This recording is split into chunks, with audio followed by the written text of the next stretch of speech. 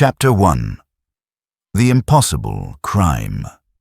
It was a bleak February morning when I was roused from my slumber by the unmistakable sound of brisk footsteps pacing the floorboards of our sitting room at Baker Street. Holmes had been awake for hours, as I soon discovered upon entering, and stood now by the window, his tall, spare figure silhouetted against the pale London fog. His keen eyes were fixed not on the street below, but upon a small envelope he held delicately between thumb and forefinger, as though it were some rare specimen to be examined under glass. "You rise late today, Watson," he remarked without turning his head. "I trust you slept better than I." "I should hope so," I replied, settling into the chair opposite. "And what, pray, has kept you pacing these boards since dawn?" Holmes at last tore his gaze from the envelope and handed it to me. "Read, and tell me what you make of it." The handwriting upon the cover was fine, almost feminine, yet I noted at once a certain unevenness of pressure in the strokes. It was addressed simply, "Mr. Sherlock Holmes, Consulting Detective, 221B Baker Street, London."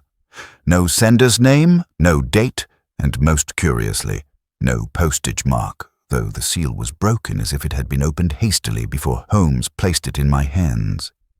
Inside lay a single sheet of ivory paper, upon which were written but 4 words in neat, deliberate script. "The scar hides everything." There was no signature, no further indication of the writer's intent. I looked up in puzzlement. Surely, Holmes, this is no more than a jest, or the ramblings of a crank. Holmes smiled thinly.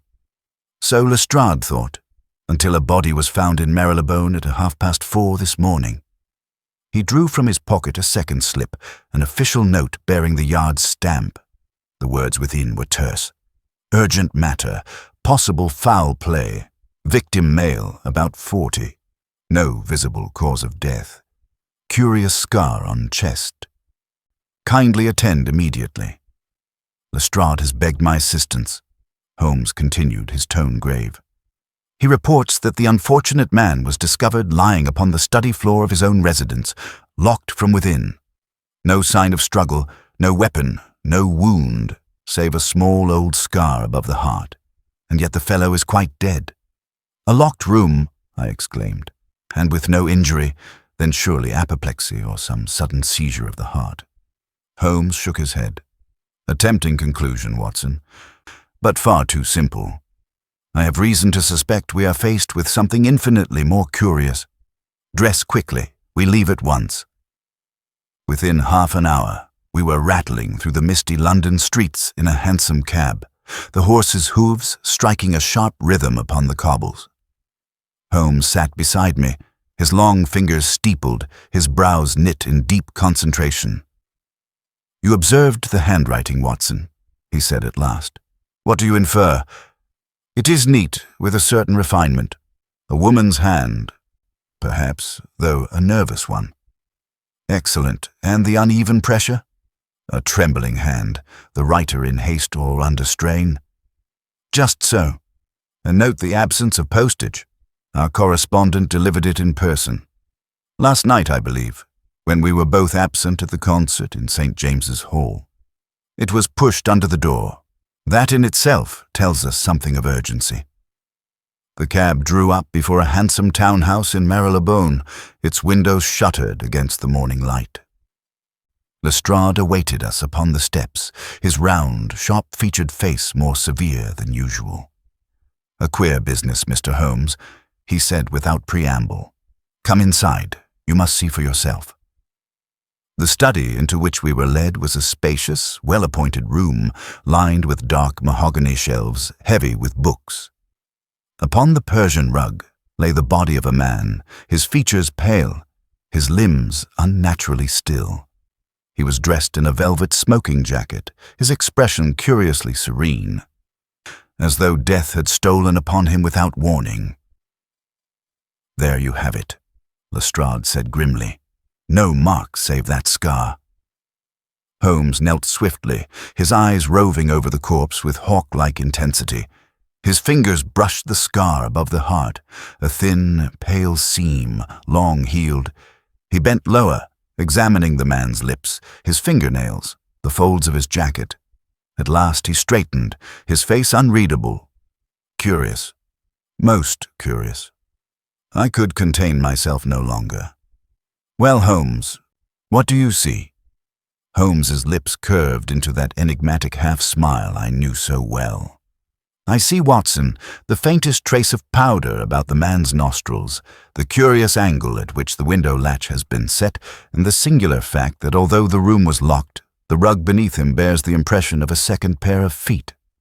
He turned sharply toward Lestrade. "Tell me, Inspector, who first discovered the body?" "The housekeeper, sir. She swears the door was locked from within, and she fetched the constable who forced it open." Holmes nodded, his eyes gleaming. "And the key?" "Still inside, upon the desk." Holmes crossed the room in 2 swift strides, plucking the key from its resting place. He held it up to the light, then regarded us both with a strange, triumphant glint in his eyes. "Gentlemen," he said softly. Our unknown correspondent was not exaggerating. "The scar hides everything." And with that cryptic remark, he slipped the key into his pocket. Chapter 2. Holmes weighs the shadows. The body was removed to an inner chamber at Holmes's direction, but the 3 of us, Lestrade, Holmes, and myself, remained in the study, the atmosphere heavy with the kind of silence that follows an unexplainable death. The pale February light filtered through the drawn curtains, falling across the volumes of law, science, and philosophy that lined the shelves, as though the very walls of the room bore witness to its secret. Holmes stood at the hearth, his gaze fixed not upon the fire, but on the worn rug beneath our feet, where he had earlier observed the impression of an unseen visitor. "You have the name of the deceased, Lestrade?" Holmes asked at length. "Certainly," the inspector replied. "Mr. Ambrose Acton, a barrister of some repute, a bachelor, though not without means. The house is staffed only by an elderly housekeeper and a boy who runs errands. A quiet fellow, by all accounts." Holmes nodded. "And his habits?" Lestrade consulted his notes. "Worked late, often took solitary walks, seldom entertained. A man of regularity, the housekeeper says. Last night he dined alone in this very room. She left him at 9:30, locked in and settled for the evening.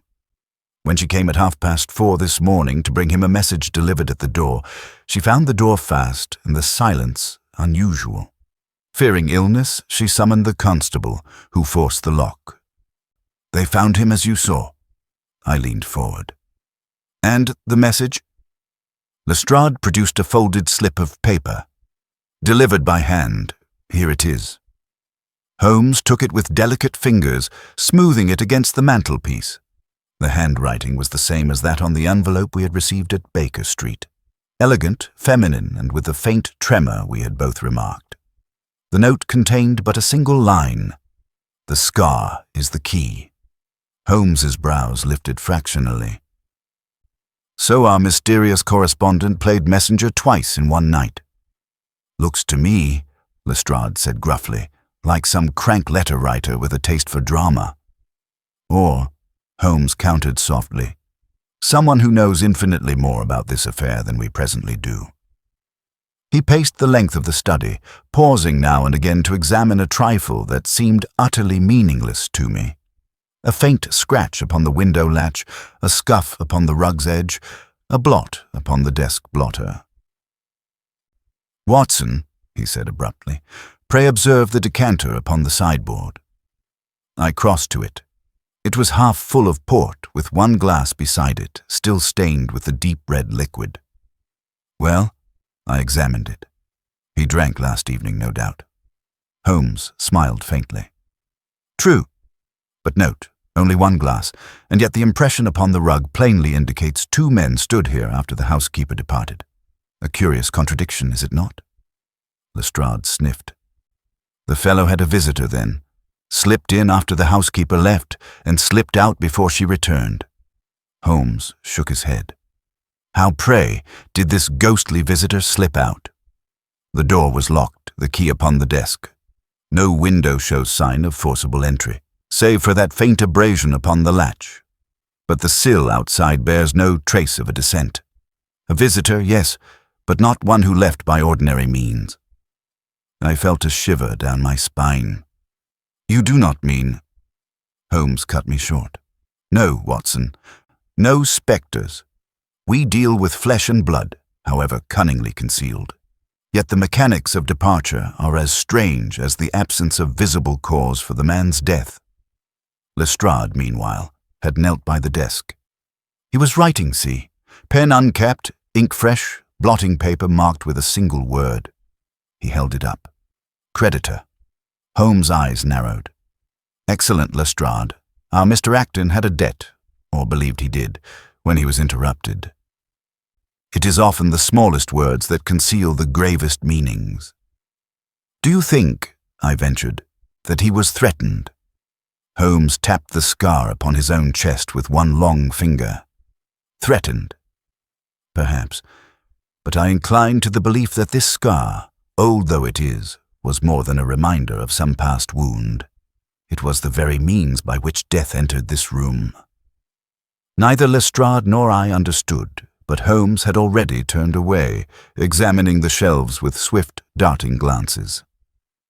At last he plucked a volume free, a legal treatise on inheritance, and flipped rapidly through the pages, as though seeking not text but some hidden token. He replaced it with a look of faint disappointment. Nothing, yet, he murmured. But there is a thread here, Watson. We must not lose it. Lestrade, impatient as ever with Holmes's enigmas, barked, "And what do you propose, Mr. Holmes? We've a dead man, a locked room, and a scar that means nothing to ordinary eyes." "The Commissioner will want answers." "You shall have them," Holmes replied coolly. "But first I must speak with the housekeeper, and later with those who might stand to gain by Mr. Acton's death. Meanwhile, Watson, make a note of the hour. Every minute in this case will count." He turned back toward the body, his gray eyes shining with the peculiar fire I had learned to recognize as the herald of some great revelation. "The scar hides everything," he repeated softly, as though to himself. "But for how long?" Chapter 3. The First Clues. A scene of deception. Mrs. Weller, the housekeeper, was a small, stooped woman with gray hair pulled back in a severe knot, her hands still trembling as she wrung the edge of her apron. Holmes ushered her into the study and placed her in the high-backed chair by the hearth, fixing her with that keen, unwavering gaze which never failed to disarm the most reluctant of witnesses. "You have been long in Mr. Acton's service, I think," Holmes began gently. "Near 15 years, sir," she replied. "He was a kind master, though very private, rarely had callers, and never of an evening. I always laid his supper here in the study, and he took it alone. Yet last night," Holmes said, "something disturbed the usual pattern." The woman looked bewildered. "How so, sir?" Holmes pointed to the rug. "Two sets of footprints, Mrs. Weller. One belongs to your master, the other, larger, lingers at the spot where he fell. You did not hear the bell or the door?" She shook her head vehemently. "No, sir. The street door was locked, as always. I heard nothing until that dreadful hour when I came with the message." Holmes inclined his head. "You speak of the message. Did you see the bearer?" "No, sir. The boy answered the door. He said a woman gave it him, a lady, he called her, for she was well dressed, with a veil drawn. She spoke little and walked away quickly." "Alone?" Holmes pressed. "So the boy swears, sir. He watched her until she turned the corner." Holmes steepled his fingers. "This boy, where is he now?" "Downstairs in the kitchen. Shall I fetch him?" "In due time," Holmes murmured. "One last question, Mrs. Weller. Did Mr. Acton ever speak of a scar?" The woman's eyes widened and her lips trembled. "Aye, sir. A scar across his breast. He never said how he came by it, but I've seen him look at it in the glass with a queer expression, like it haunted him. He told me once, long ago, that it was a debt he could never repay. Holmes exchanged a swift glance with me, though I confess I was no nearer comprehension. "Thank you, Mrs. Weller. That will suffice for now." When she had gone, Holmes moved at once to the desk. He took up the blotting pad Lestrade had noted, and, after examining the faint impression of the word creditor, he laid a clean sheet across it and pressed with his hand. A few ghostly letters rose more distinctly. "Watson, read what you see."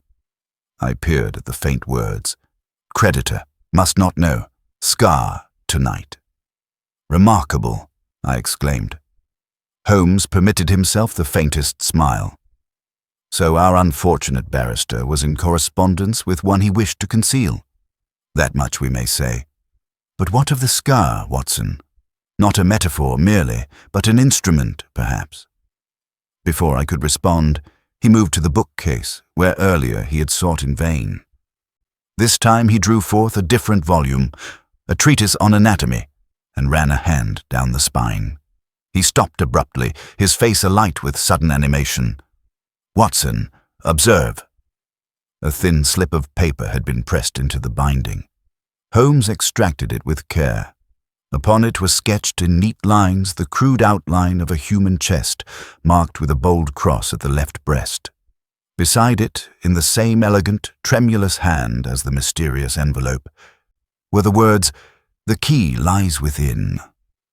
Lestrade let out a sharp exclamation. "Some kind of medical nonsense." Holmes did not answer at once. He held the paper to the light, then folded it carefully and slipped it into his pocket-book. "On the contrary, Inspector, this is the pivot upon which the case will turn." I felt a chill creep over me. "You mean that Mr. Acton's scar concealed something physical?" Holmes's lips tightened. "So it would appear. But what and how? We must yet discover." At that moment, the errand boy was brought up. A thin, nervous lad of perhaps 12 years, he stood twisting his cap between grimy fingers, his eyes darting fearfully from Lestrade to Holmes. Holmes addressed him kindly. "Your name, my boy?" "Alfie, sir." "You carried the message last night. Tell me exactly what you saw." Alfie swallowed. "She was tall, sir, and walked quick. Had a veil, like I said, and gloves. 3 of 'em, I thought. 'Cause she held one in her hand besides the pair she wore. But maybe I was wrong, for it was dark." Holmes's eyes gleamed. 3 gloves, you say? Most unusual. Did you notice aught else?" "No, sir. Only she said, 'Give this to Mr. Acton at once,' and then was gone." Holmes dismissed him with a pat on the shoulder, his expression unreadable. When we were alone again, I asked, "Surely the boy's detail of the extra glove is trifling?" Holmes turned upon me, eyes bright. "On the contrary, Watson, such trifles are the hinges of truth. A 3rd glove, a scar that is a key, a letter half-written, all point to a hand guiding this affair with deliberate precision." Lestrade snorted. "And where does that leave us? With a dead man and a pile of riddles." Holmes drew on his coat. "It leaves us, Inspector, with work to do. We must learn who might call himself Mr. Acton's creditor and what interest they had in the scar upon his breast. Only then shall the fog begin to lift." He tapped the folded sketch in his pocket. "Come, Watson, the game has begun in earnest." And with that, we left the darkened study, the mystery deepening around us like the thick February fog beyond the door. Chapter 4. The gathering of suspects. The morning broke bleak and cold, the fog still clinging low over the streets as we took a cab from Lincoln's Inn to Baker Street. Holmes, as was his custom when in deep thought, sat bolt upright, his chin pressed to the handle of his cane, his eyes fixed unseeing upon the passing gloom. At length, as we drew near our rooms, he roused himself. "Watson," he said, "the path before us is strewn with shadows, but the shapes within those shadows are beginning to emerge. We must now identify the players upon this curious stage." I could not forbear a question. "You believe there are several, then?" Most assuredly. Riddle of such construction is never the work of a solitary hand. Not long after our return, Inspector Lestrade arrived, clutching a sheaf of papers. His manner betrayed the suppressed excitement of one who believed himself to have struck solid ground. "I've been making inquiries," he announced, seating himself. Mr. Acton was well respected, but not without enemies. 3 names have already come up. First, a fellow barrister, Charles Pinner, known for ambition and some shady dealings. Second, a young lady, Miss Eliza Trent, who was said to have once been engaged to Acton, though the match was broken off under mysterious circumstances. And third, a certain Mr. Felix Harrow, a moneylender who, according to Acton's clerk, had pressed the barrister hard of late. Holmes's eyes gleamed. A creditor, indeed. Precisely. Which puts Harrow in the forefront, if you ask me, Lestrade said. Holmes only smiled faintly. And yet the forefront is seldom the true stage, my dear Inspector. Nevertheless, let us hear from these individuals. By arrangement, each was to call at Baker Street that afternoon, ostensibly to provide testimony. I, who had often seen Holmes orchestrate such gatherings, knew he had no intention of conducting a mere inquiry.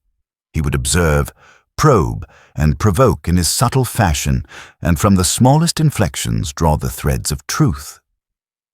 The first to arrive was Charles Pinner, a tall, thin man with sharp features and restless eyes. He carried himself with the nervous energy of one perpetually on guard. His handshake was limp, his smile forced. Holmes offered him a chair. "Mr. Pinner, you were acquainted with Mr. Acton professionally." Pinner's lips twitched. Yes, indeed. We shared chambers for a time. He was, a most able man. And your relations were cordial. Cordial enough. The man shifted in his seat, though he could be exacting. Holmes' gaze sharpened. "You mean he opposed certain practices of yours?" Pinner colored. I do not know what you mean." "Perhaps," Holmes said smoothly. "We shall return to that. Tell me, Mr. Pinner, do you recall if Mr. Acton had any enemies?" The barrister hesitated. He was not universally liked. He had a way of discovering matters best left buried. Holmes allowed the remark to hang in the air, then dismissed him with courtesy. As the door closed, he murmured, "A nervous man, Watson. He hides something, but whether guilt or fear, we shall see." The next to appear was Miss Eliza Trent. She was a striking young woman, tall and elegantly dressed, with a bearing of quiet dignity, yet her eyes betrayed an unease she strove to conceal. "Miss Trent," Holmes said gently, "you knew Mr. Acton well, I believe." Her composure faltered. "I was once engaged to him, yes, but we parted amicably." "May I inquire the reason for this parting?" She hesitated. "There were differences. He was secretive, even with me. I discovered matters in his past that I could not reconcile." Holmes inclined his head. "And yet you come today, at great personal pain." "Why?" Her eyes flashed suddenly. "Because I must know who has done this. Whatever our quarrel, I did not wish him harm." Holmes studied her intently. "Tell me, Miss Trent, did you ever hear Mr. Acton speak of a scar?" She paled visibly. "Yes, once. He said it was the price of a choice he could never undo." Holmes made no further remark, but recorded her words in his pocketbook. The final visitor was Mr. Felix Harrow. He was a corpulent man of middle years, dressed with ostentation, his heavy watch chain gleaming against a velvet waistcoat. His manner was self-assured, even insolent, as he took the chair without waiting to be offered. "So," he said, "I hear you're looking into poor Acton's death. Shame that. He owed me a tidy sum, too." "Bad luck for me." Holmes regarded him coolly. "Indeed. And yet the word creditor appears prominently in his final notes. Curious, is it not?" Harrow sneered. "He was a cautious fellow, always scribbling, but if you're hinting I had aught to do with this, you're barking up the wrong tree. I'm a businessman, not a killer." Holmes leaned forward slightly. "Then you will have no objection to telling me where you were between 8 and 9 o'clock last night." "In my club, as half a dozen men will attest." Holmes smiled faintly. "Convenient indeed." When at last Harrow had gone, Lestrade declared, "There's our man. Look at him, bold as brass, and motive clear as day." Holmes shook his head. "Too clear, Inspector. The truth seldom lies in the open street. It crouches in the shadow of trifles. Recall the third glove, the scar, the note. These we must weave together." As evening fell, Holmes stood at the window, gazing into the fog. "Watson," he murmured, "we are in the midst of a puzzle most delicately wrought. One of these three holds the thread we seek. The question is, which?" I watched him in silence, knowing that the long night ahead would bring no rest for my friend. Chapter 5. The Red Herring. The following morning, the atmosphere in Baker Street was one of subdued tension. Holmes had not retired until dawn, and when I rose, I found him already deep in his chemical experiments, his long fingers delicately adjusting the flame beneath a retort. Lestrade, punctual as ever, arrived not long after breakfast, his expression one of triumphant certainty.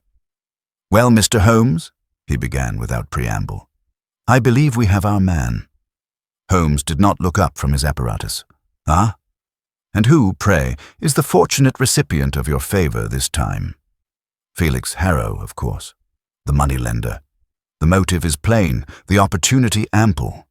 And I have a witness who swears he saw Harrow leaving Lincoln's Inn the very evening of Acton's death."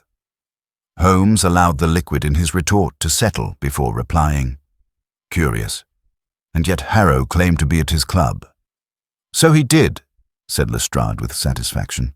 "But his alibi crumbles upon inspection. The man who vouched for him admits Harrow arrived late after 9 o'clock. That gives him more than enough time to visit the chambers, confront Acton, and, well, you know the rest." I could not help but feel the weight of Lestrade's words. "It does seem damning, Holmes," I said cautiously. "Damning, yes," Holmes agreed. "But is it convincing? Consider, Watson. If Harrow wished to silence Acton, why draw attention by leaving so convenient a trail? No, there is artifice here. Someone is very eager that Harrow should stand accused." Lestrade bristled. "With respect, Mr. Holmes, you always want to make things more complicated than they are. Sometimes the simplest answer is the right one." Holmes turned at last, fixing the inspector with his keen grey eyes. "And sometimes the simplest answer is the bait dangling above a very deep pit. Tell me, Lestrade, have you inquired whether Harrow knew of the scar?" "The scar?" Lestrade repeated blankly. Holmes smiled thinly. "Just so. You have been pursuing a man while ignoring the very thread that binds the pattern. But let us humor your case. Bring Harrow here again. I wish to speak with him." By late afternoon, Harrow was seated once more in our sitting room, his heavy frame straining the limits of our armchair. His manner was less insolent than the day before. There was a flicker of unease in his small, shrewd eyes. "Mr. Harrow," Holmes began pleasantly, "Inspector Lestrade informs me that a witness claims to have seen you near Lincoln's Inn last night." Harrow's face darkened. "That's a lie. I was at my club." "After 9 o'clock, yes. But before that?" He hesitated. "I may have taken a walk. I don't recall the exact time." Holmes leaned forward, his tone deceptively mild. "And during this walk, did you happen by chance to encounter Mr. Acton?" "No," Harrow snapped. "I told you I had nothing to do with his death." Holmes steepled his fingers. "Then perhaps you can explain why Mr. Acton's final note contained the word creditor written thrice upon a single page." Harrow's eyes darted nervously. "He owed me money. That's all. He was supposed to settle the debt this week. I can't help what he wrote." Holmes regarded him for a long moment, then abruptly changed tack. "Tell me, Mr. Harrow, Have you ever seen a scar upon Mr. Acton's person?" The moneylender blinked. "A scar? No. Why should I?" Holmes's gaze sharpened. "Indeed. That will be all, Mr. Harrow, for the present." After Harrow had gone, Lestrade could contain himself no longer. "You let him slip through your fingers, Holmes. He's guilty. I'll stake my reputation on it." Holmes shook his head. "You may stake your reputation where you please, Inspector. I prefer to deal with facts. And the fact is, Harrow has no knowledge of the scar. That alone exonerates him in my eyes." "Scar, scar, scar," Lestrade exclaimed irritably. "What's a scar got to do with anything?" Holmes's voice grew cold. "Everything, Inspector, for in that scar lies the key to our mystery. Until we grasp its meaning, we are but children chasing shadows." He paced the room, his hands clasped behind him. "Watson, recall Miss Trent's words. Acton called it the price of a choice he could never undo. That is not the language of a trivial wound. It speaks of some deep secret, some irrevocable act, and someone very close to Acton, feared that secret was about to be laid bare." A silence fell as the implications sank in. At last I ventured, "Then what of Harrow?" Holmes smiled faintly. "A red herring, Watson, placed before us with deliberate cunning. The true hand behind this affair is still concealed, but not, I think, for long." As the fog thickened outside, Holmes drew up a map of the chambers and its surrounding streets, his long fingers tracing possible routes, his eyes alight with the fierce glow of the chase. I knew with a certainty born of experience that the case was about to take a far stranger turn. Chapter 6. The Hidden Inconsistency. The following morning found Holmes unusually restless. He had slept little, if at all, and when I descended to the sitting room, I discovered him already poring over a sheaf of documents spread across the table. His violin lay abandoned on the settee, a silent witness to a sleepless night. "You observe, Watson," he said by way of greeting, "that Lestrade's witness swears to having seen Harrow outside Lincoln's Inn. And yet—" He tapped a paper with his long forefinger. "The timing he gives is impossible." "In what respect?" I asked, settling into my chair. "The witness places Harrow there at precisely 9:15, yet the porter of the Crown and Anchor Tavern, where the man claims to have been drinking, testifies that he remained at the tavern until after 9 o'clock. The accounts cannot both be true. Ergo, one is a fabrication." "And you suspect the witness?" "Indubitably. But why should a man lie to place Harrow near the scene unless he had some motive beyond civic duty?" Before I could answer, "Mrs. Bratzer?" Hudson entered with the Morning Post. Among the envelopes was a single plain one, bearing no seal or handwriting, only Holmes's name written in a neat block script. He opened it swiftly. Inside was a small scrap of paper bearing 2 words, "The Scar." Holmes' eyes gleamed. "At last," he murmured, "our hidden hand begins to stir." "You mean someone is feeding you information?" I asked in astonishment. "Or warning me, Watson? It is the same hand that placed Harrow before us as a scapegoat." "They know I have not swallowed the bait. Observe, the message contains no demand, only a direction. It seeks to lure me further along the path. The question is, toward truth or toward danger?" By late morning we were once more at Lincoln's Inn, retracing our steps through the silent corridors. The chambers of Edward Acton remained sealed under Lestrade's orders, yet Holmes contrived to gain admittance with the inspector's reluctant consent. Inside, Holmes moved with quiet precision, his keen eyes missing nothing. He paused at Acton's writing desk, where a half-burned candle still sat in its holder. "Note the wax, Watson," he said softly. It dripped onto the desk in a steady stream, yet there are no signs of Acton having written anything substantial during its burning. And yet the drawer beneath shows the faintest trace of soot. He pulled the drawer open, revealing a scrap of charred parchment hidden at the very back. With delicate care, Holmes lifted it out. Upon its blackened surface, a single fragment of writing remained. The scar. I leaned closer. Good heavens. Then Acton himself was writing about it. Precisely. And see, the edges show signs of deliberate burning. Someone attempted to destroy this evidence after Acton's death, but they were clumsy, and a fragment survived. At that moment, Lestrade, who had been hovering impatiently, interjected, "That could mean anything, Holmes. You're making castles out of cinders." Holmes's smile was thin. "On the contrary, Inspector, these cinders form the very foundations of truth.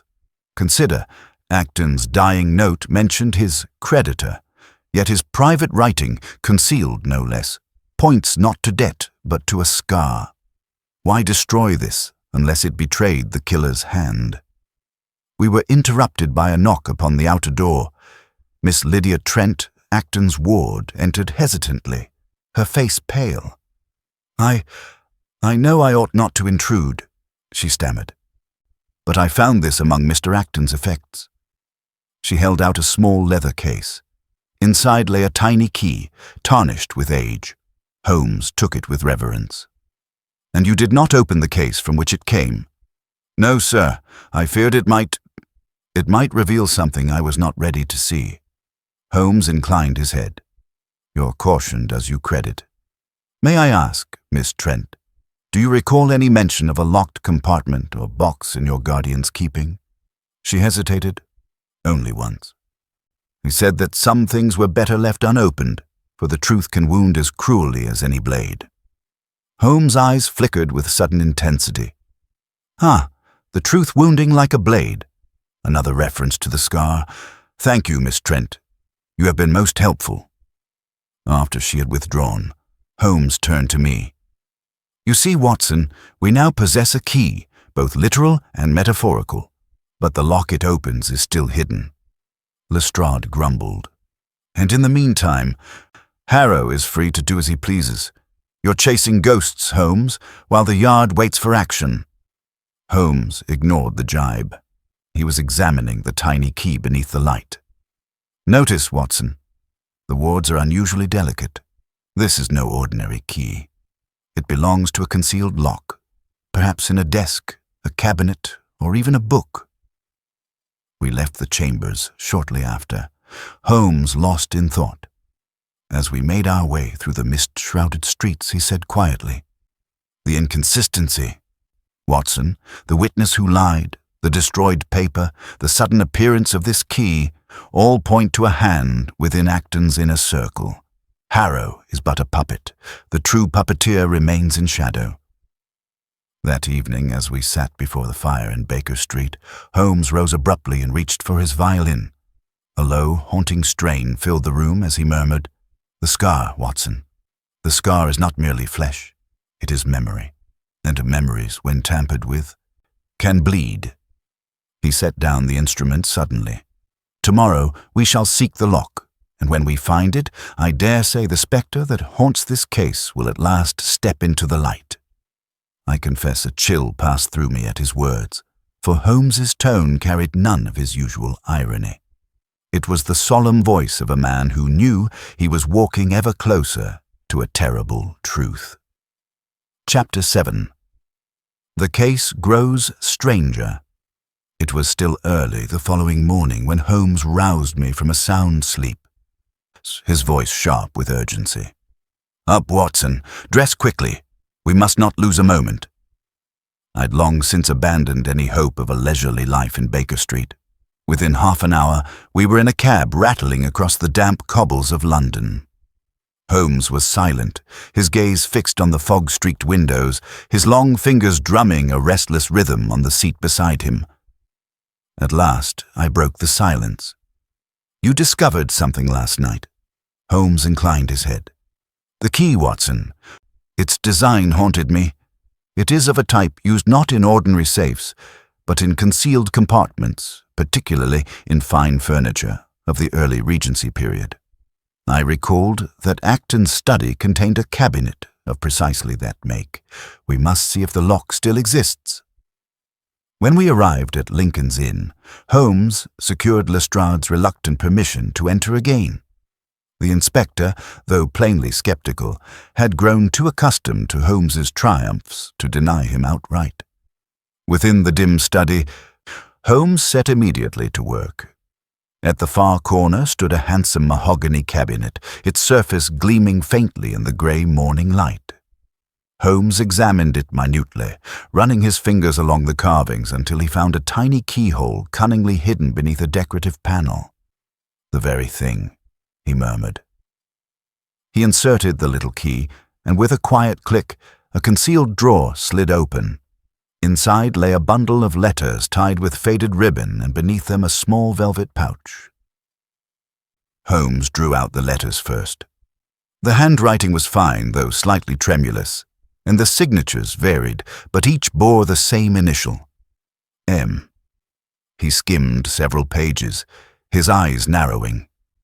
"Watson, observe references to payments, to silence, to obligations past and present. Mr. Acton was being blackmailed." I felt a surge of revelation. "Then this explains his reference to a creditor. The debt was not financial, but moral, or legal." "Just so," Holmes replied. He placed the letters carefully aside and turned to the velvet pouch. Opening it, he revealed a single object, a signet ring, the gold band worn thin, the seal engraved with a crest I did not recognize. Yet what held my gaze was the deep groove cut into its inner surface, as though it had been pressed repeatedly against scarred flesh. Holmes examined it with his magnifying lens, then placed it back into the pouch. "The scar again, Watson. See how the ring has bitten into its wearer? Whoever bore this ring carried the scar with them always, both in body and in conscience." Before I could respond, Lestrade, who had been watching with folded arms, said gruffly, "All well and good, Mr. Holmes, but what does this prove? A bundle of old letters and a ring hardly hang a man." Holmes gave a thin smile. "On the contrary, Inspector, they bind him as tightly as any rope. But the name of our blackmailer remains veiled. We must proceed with patience." As we left the study, Miss Lydia Trent appeared once more, her face pale and drawn. She looked anxiously from Holmes to the inspector. "I beg you, Mr. Holmes," she whispered, "tell me, did you find anything?" Holmes regarded her gravely. "We found proof, Miss Trent, that your guardian was not without enemies, and I fear those enemies may yet threaten others." She shivered visibly. "Then I was right to fear. You see, last night I found this slipped beneath my door." She produced a folded scrap of paper. Holmes unfolded it. Upon it were the words, "Speak, and the scar will claim you too." Holmes' eyes glinted, but his voice was calm. "Did you recognize the handwriting?" She shook her head. "No, it was crude, almost printed. But I'm certain it was not Harrow's. He has never had reason to harm me." Holmes slipped the note into his pocket. "You must be cautious, Miss Trent. For the moment, say nothing of this to anyone. Leave the matter in my hands." She assented, though uneasily, and departed. As soon as she was gone, Lestrade turned sharply. "So now we have threats as well. By heaven, Holmes, if you'd only let me arrest Harrow." "Arresting Harrow would serve only to gratify the true culprit," Holmes cut in. "No, Inspector. The man we seek is clever enough to stage 2 performances at once, one for the Yard and one for me. But the stage grows crowded, and soon his mask will slip." That afternoon, Holmes' manner grew increasingly erratic. He paced the length of our sitting room, then threw himself down only to spring up again moments later. At one point, he spent half an hour silently playing a mournful strain upon his violin, then suddenly interrupted it to scrawl a series of cryptic diagrams upon a sheet of paper, which he promptly burned in the grate. I confess I grew uneasy. "Holmes," I said at last, "you are wearing yourself to tatters. Pray, share your thoughts with me." He stopped pacing and looked at me with an intensity that chilled me. "Watson, I cannot yet, but I tell you this. We stand at the brink. There is a truth here so monstrous, so carefully hidden, that the merest glimpse of it unsettles even me. Patience a little longer, and all shall be clear." That evening, as I prepared to retire, there came a sudden, urgent knock at our door. Lestrade entered, his face flushed. "There's been another incident, Holmes," he said breathlessly. "Not a murder, but near enough. A man attacked outside the Crown and Anchor, slashed across the face with a knife. They say the wound will scar for life." Holmes stood very still. "And the victim?" "A clerk. Name of Matthew Renshaw. He swears he knows nothing of Acton or the case. But I'll wager this ties back, sure as my name's Lestrade." Holmes's eyes glittered like steel. "Indeed, Inspector, the case has grown stranger, but not beyond solution. Tomorrow we set the trap." And as I watched him turn back to the fire, his lean face cast into shadow, I knew with sudden certainty that Holmes was closer than ever to unmasking the hand that moved so deftly behind the scenes. Chapter 8.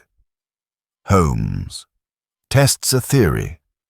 Holmes rose before dawn, his restless energy driving him into motion long before the city shook off its slumber. By the time I joined him in the sitting room, he had already dispatched 2 telegrams and was engaged in the careful packing of a small valise. "Today, Watson," he said with quiet resolve, "we put the matter to the proof. The criminal believes himself secure, but he forgets the simplest fact of human nature, that when cornered, even the cleverest fox will show his brush." I watched him keenly. "You mean to confront the culprit?" Holmes shook his head. "No, my dear fellow. Confrontation is premature. What I intend is a provocation, subtle enough to appear accidental, but sure to draw a revealing reaction. For this purpose, we shall divide our efforts. You will accompany Lestrade and maintain a careful watch over Mr. Harrow. I, meanwhile, must attend to a more delicate task." He would say no more, and after a hurried breakfast we set out. Holmes left me with Lestrade at Scotland Yard, where Harrow had been summoned for further questioning. The man entered stiffly, his eyes dark from lack of sleep. His hands trembled slightly, though whether from fear or suppressed anger I could not tell. Lestrade began his usual blunt interrogations, circling the matter of Acton's death from every direction. Throughout it all, Harrow maintained his denial. "I was loyal to Mr. Acton," he repeated stubbornly. "Whatever his faults, he gave me work when no one else would. I would sooner cut my own throat than harm him." I studied him closely, remembering Holmes's caution not to be misled by appearances. There was sincerity in Harrow's tone, yet something in his manner struck me as off. When Lestrade mentioned the letters discovered in Acton's cabinet, Harrow's eyes flickered, not with recognition, but with a flash of startled curiosity. Meanwhile, Holmes had gone his own way. I learned later of his movements that morning, though at the time I could only wait in anxious ignorance. He had made for Lincoln's Inn once more, seeking out the caretaker of the building in which Acton's chambers lay. With his usual charm, he extracted from the man a list of visitors admitted during the week prior to Acton's death. The list was unremarkable. Clerks, a solicitor, a delivery boy, save for one peculiar entry. On the night before Acton was found, a gentleman had called late, presenting a note apparently in Acton's hand that permitted his admittance. The caretaker described him as tall, well-dressed, and wearing gloves despite the mildness of the evening. Holmes pressed the caretaker further. "Did you observe anything unusual about this gentleman?" The man frowned, then brightened. "Now you mention it, sir. Yes. When he left, he seemed in some discomfort. He kept adjusting his right glove as though it pained him." Holmes's eyes narrowed. "A scar, perhaps." The caretaker nodded slowly. "Could be, though I didn't see it plain." That afternoon we reconvened at Baker Street. Lestrade remained confident that Harrow's guilt would soon be proved, but Holmes was more reserved. He sat in silence as we recounted the morning's interview, his long fingers steepled beneath his chin. At last he spoke.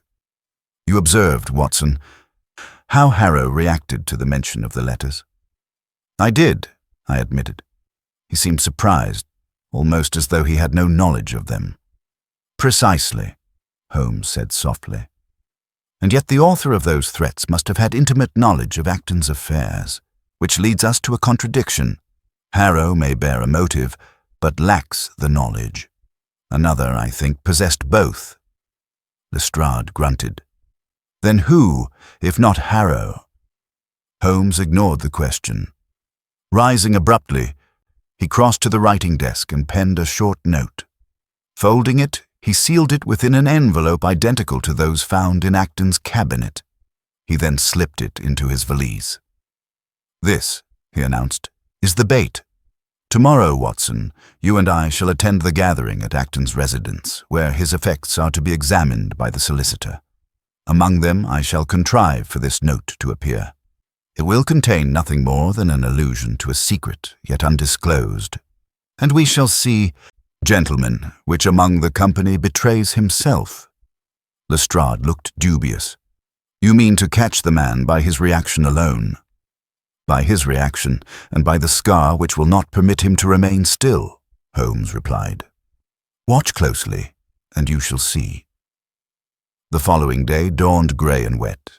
We assembled in Acton's study, where the solicitor, Mr. Pendleton, laid out the late gentleman's effects. Present were Miss Lydia Trent, her eyes shadowed but resolute, Mr. Harrow, pale and withdrawn, and a few distant relatives of Acton, whose expressions mingled curiosity with poorly veiled avarice. Holmes, with his usual unobtrusive grace, managed to slip the forged letter among the papers. When Pendleton discovered it, he exclaimed softly, "What is this?" "Another note, unsigned, yet in Acton's hand. It speaks of a matter yet unresolved, of a debt that must be settled." At once I observed a stir among those present. Lydia turned white, clutching at the edge of her chair. Harrow frowned, clearly bewildered, but it was one of the distant relatives, a tall gentleman named Mr. Collins, whose composure faltered most noticeably. He shifted in his seat, his right hand straying again and again to the glove he wore despite the warmth of the room. Holmes's eyes never left him. With a slow precision, Holmes adjusted his own cuffs as though mimicking the gesture. Collins' face flushed. Moments later, he rose abruptly. I must excuse myself," he muttered, and made for the door. Holmes's hand fell lightly on my arm. "Not yet, Watson," he whispered. "Let him think himself safe.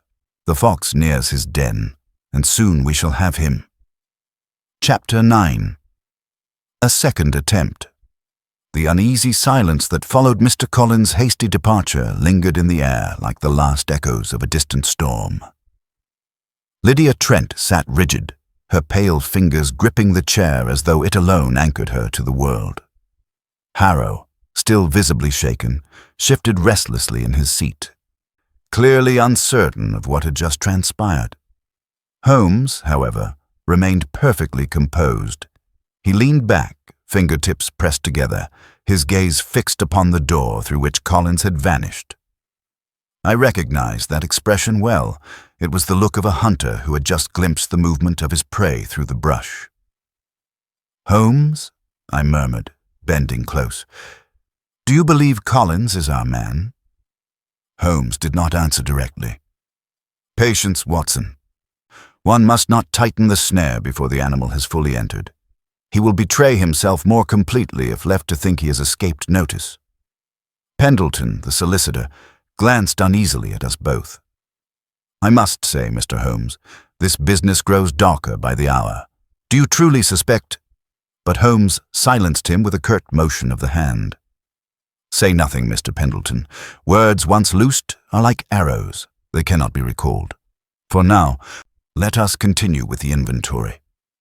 Though he appeared to give the matter no further thought, I noticed Holmes's eyes stray more than once toward the rain-smeared window, as though anticipating Collins' return, or perhaps fearing his next move. We concluded the examination of Acton's effects in subdued quiet. When at last we took our leave, Holmes steered me swiftly toward Baker Street. "The time grows short, Watson," he said, his voice low and urgent. "Collins will not rest now. He has glimpsed the shadow of discovery, and fear will drive him to act again. You think he will attempt another crime?" Holmes's eyes gleamed. I would stake my reputation upon it. We had scarcely been home an hour when a knock came at the door. Mrs. Hudson admitted a trembling maidservant from Miss Trent's household. "Please, sir," she gasped, addressing me in desperation. "Miss Trent, she's gone. She left the house not 20 minutes ago, saying she must see someone at once, and she's not returned. Her cloak is missing, but not her gloves or purse. The mistress of the house fears some ill may have befallen her." Holmes sprang up as though galvanized. "Did she say where she was bound?" The girl shook her head, near tears. "Only that it concerned Mr. Acton's affairs." Holmes seized his hat and cane. "Watson, not a moment to lose. The fox makes his dash." We hurried into the storm-slick streets. Holmes striding with fierce determination, his keen eyes scanning every passer-by, every cab that rattled past. After some moments, he hailed a cab and directed the driver toward the embankment. "How could you possibly know?" I asked, struggling to keep pace with his thoughts. "Because, Watson," Holmes replied grimly, "Miss Trent is the one person whose testimony could undo Collins. Acton confided in her. Collins must suspect she knows more than she has revealed. He will seek to silence her, whether by persuasion, coercion, or worse." The cab rattled through the wet streets until Holmes signaled the driver to halt. He leapt out, beckoning me to follow. Ahead, beneath a gas lamp that sputtered feebly against the rain, I saw two figures. One was Lydia, her face pale and drawn in the dim light. The other was Collins, his tall frame hunched close to hers, his gloved hand gripping her arm. Holmes and I moved swiftly, but quietly. We caught the sound of Collins' voice, low and urgent. "You must swear, Miss Trent," he was saying. "Swear that you know nothing of the letter, that you never saw it, never heard its contents. Do so, and I promise you will come to no harm." Lydia shook her head desperately. "I cannot. Mr. Acton trusted me. I cannot betray him." Collins' tone hardened. "Then you leave me no choice." At that instant, Holmes stepped forward. "Indeed, sir, you have left yourself none." Collins spun, his eyes blazing with fury. For a moment he seemed about to strike Lydia, but Holmes's presence checked him. Still his right hand darted toward the pocket of his coat. "Watson!" Holmes cried sharply. I was at his side in an instant. Between us, we seized Collins' arms before he could draw the weapon I felt concealed there. He struggled with surprising strength, but Holmes's wiry grip and my own steadiness soon overcame him. With a sudden cry of despair, he wrenched free one glove, and in the harsh glow of the lamp, I saw the truth. Across the palm of his right hand ran a jagged scar, fresh yet deep, the kind that might easily have been inflicted in a desperate struggle. Lydia gasped. That was the hand I saw, the night Mr. Acton." She broke off, shuddering. Holmes's voice was cold as steel. "Yes, Miss Trent, the key to this mystery has been hidden all along within that scar. And now, Mr. Collins, your hour has come." We marched him, protesting bitterly, to the nearest constable, who, after some brief explanation from Holmes, took him into custody.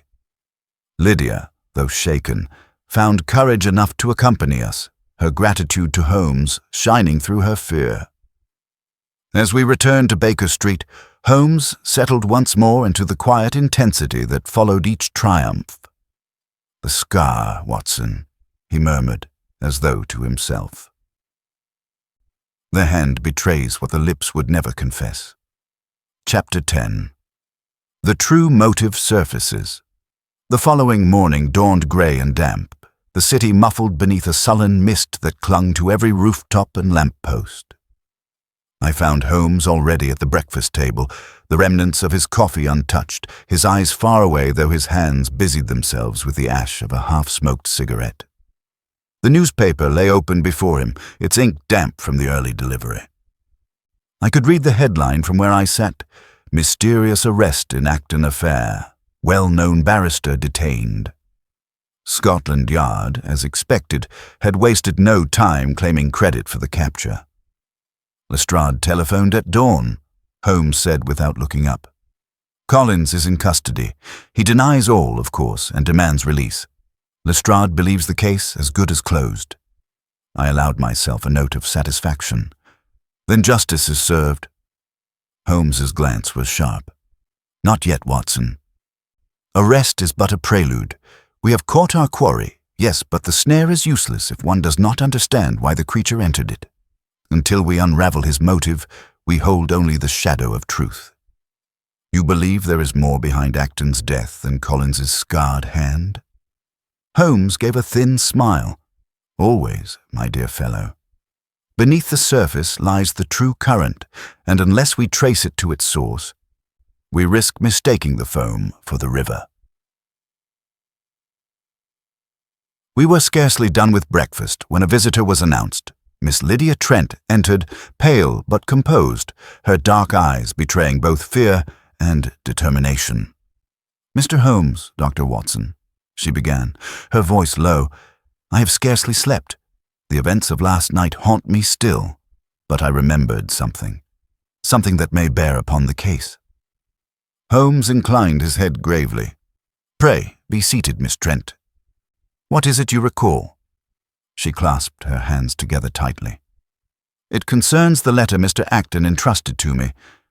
You recall I mentioned it was sealed when he gave it into my care."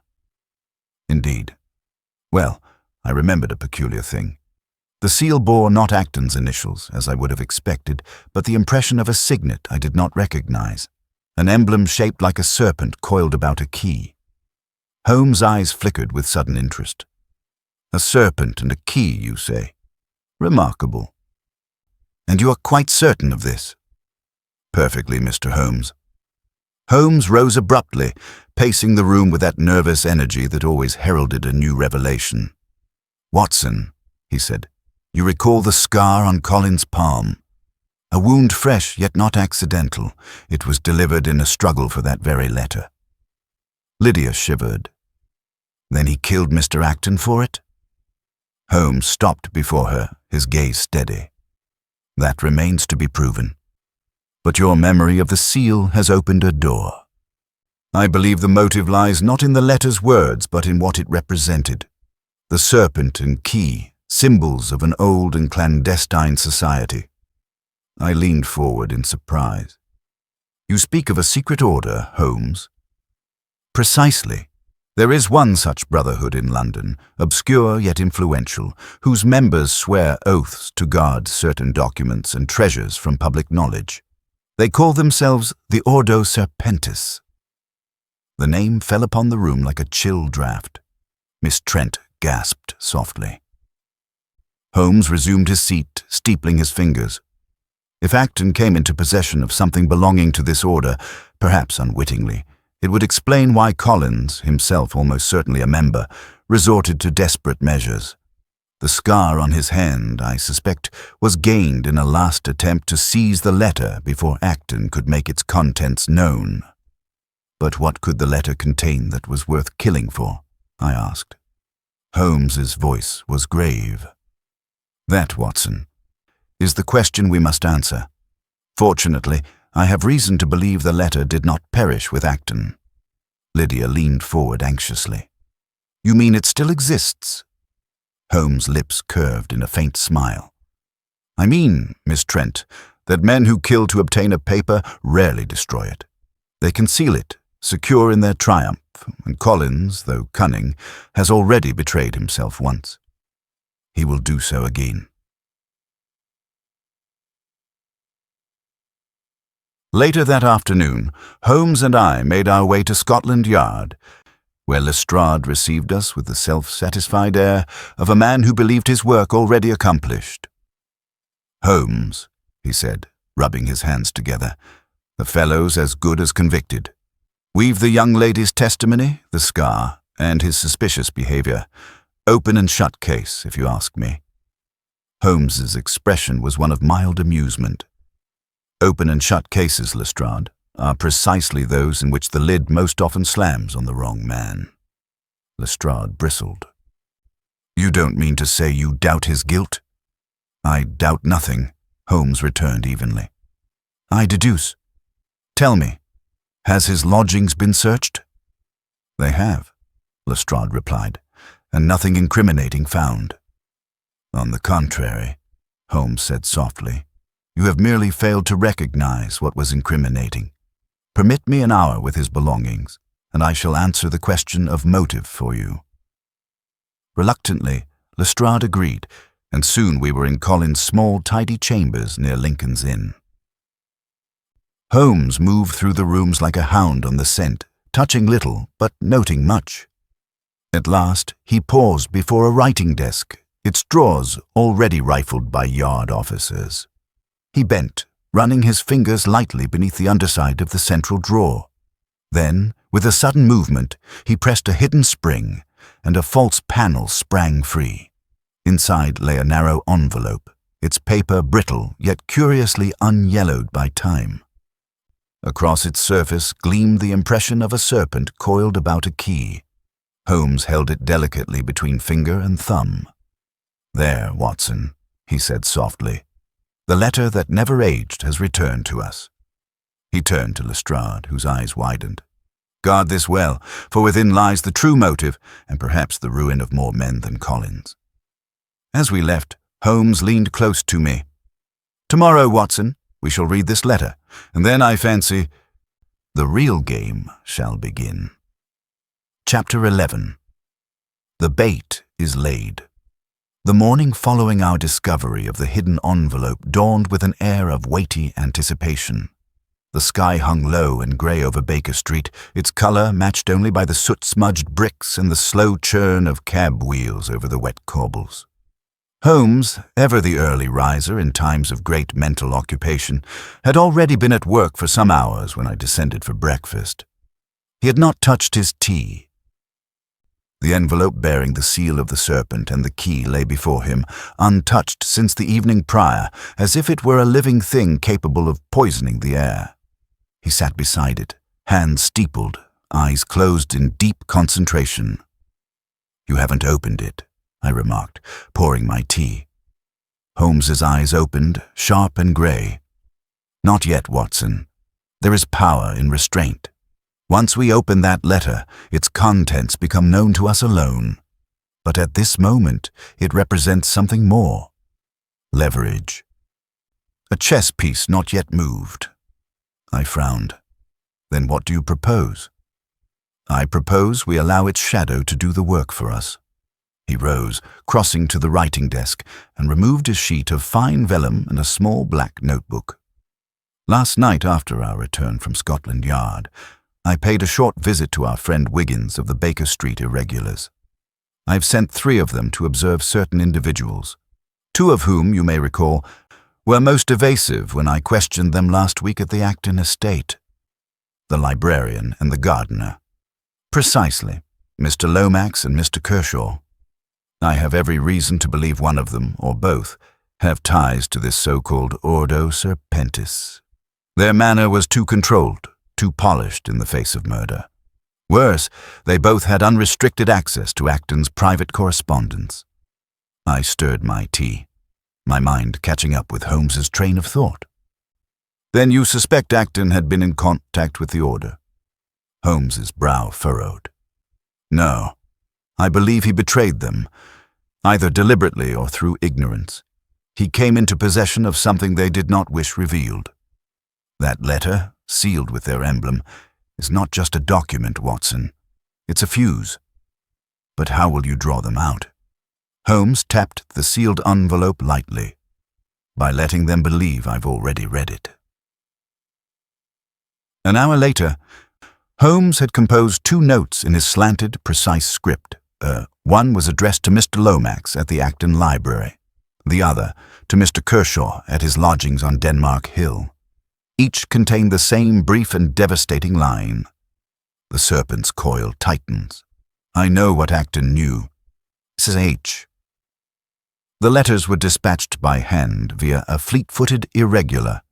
Holmes turned then to his wardrobe, selecting an ensemble of unusual modesty: grey tweed jacket, plain cravat, and a Homburg that obscured much of his face. "You are going out?" I asked. "Indeed.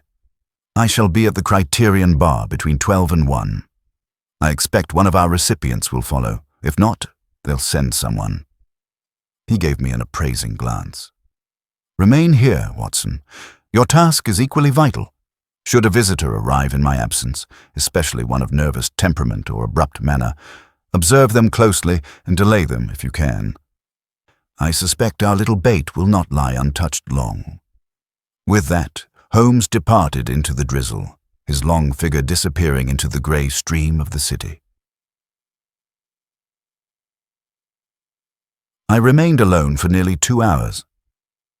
The fire burned low, and I occupied myself with rereading Holmes's case notes, though my mind drifted endlessly to the sealed letter and what secrets it might yet contain.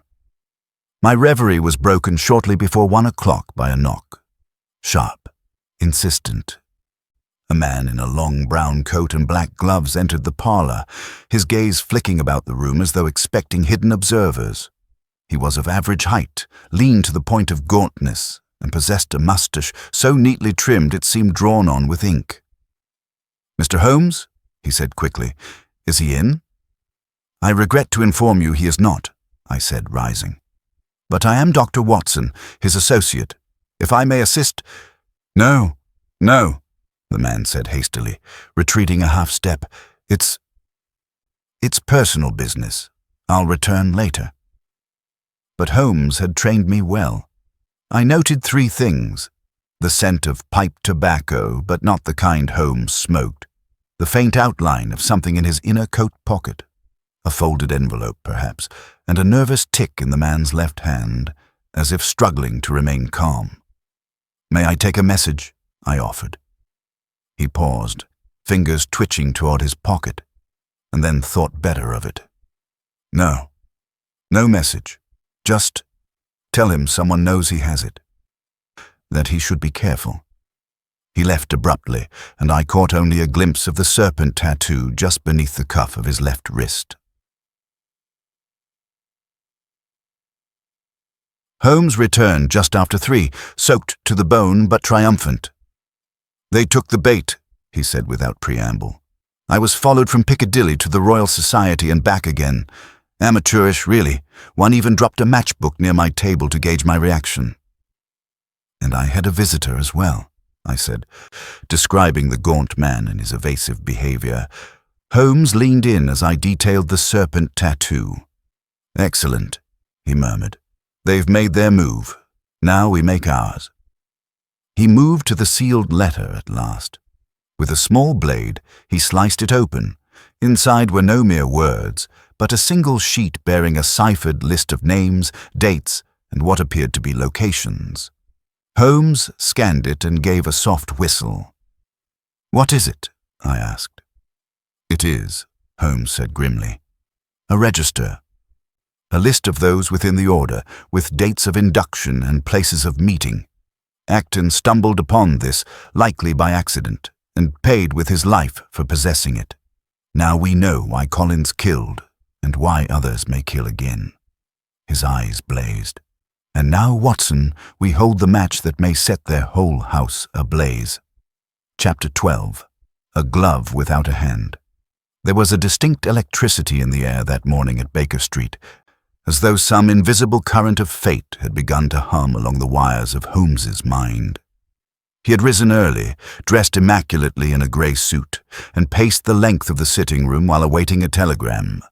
His silence, far from casual, was laden with mental activity, and I knew better than to interrupt it.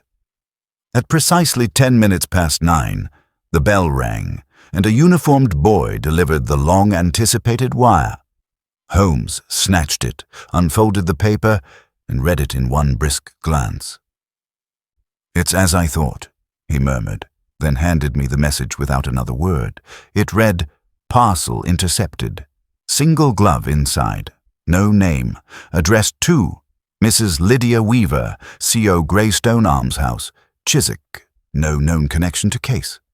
Shall await further instructions. T." "Who is T?" I asked, looking up.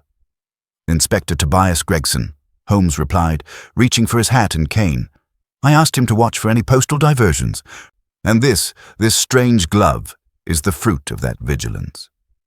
"But why a glove?" I asked. "That, Watson," Holmes said, his eyes glittering, "is precisely why we must go to Chiswick at once." Greystone Almshouse proved to be a tidy, ivy-clad building nestled on a sleepy side street. It had an air of peaceful routine about it, with white uniformed nurses moving between rooms and the slow tick of grandfather clocks echoing down the halls. We were shown to a narrow parlor where a pale woman in her 50s sat with folded hands. Her name, as the telegram had stated, was Lydia Weaver. She looked up as we entered, her expression hesitant but not surprised. "You're Mr. Holmes," she said, voice faint but clear.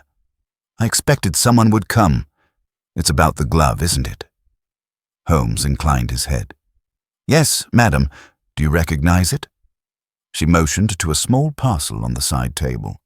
Holmes unwrapped it delicately. It was a man's glove, left-handed, made of thin calfskin, stained at the fingers with what looked like faint rust. There was no accompanying note. "I've never seen it before," she said slowly, "but the address was mine." "How curious." Holmes peered inside the glove, then turned it inside out with gloved hands. A thin seam had been picked apart and poorly stitched back. Holmes noted it at once. "Madame," he asked, "have you recently received correspondence or visitors from the south of France?" Mrs. Pride Weaver blinked. "From France? Not in years." Holmes said nothing, but I could sense his mind leaping from observation to deduction.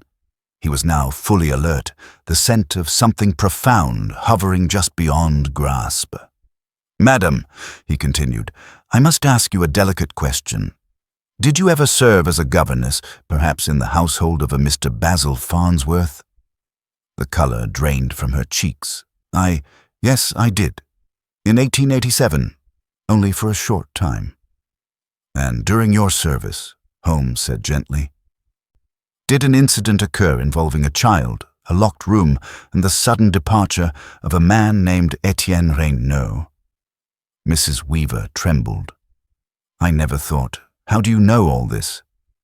"It is my profession to know what others hide," Holmes said, kindly but firmly. She looked away, voice barely a whisper now.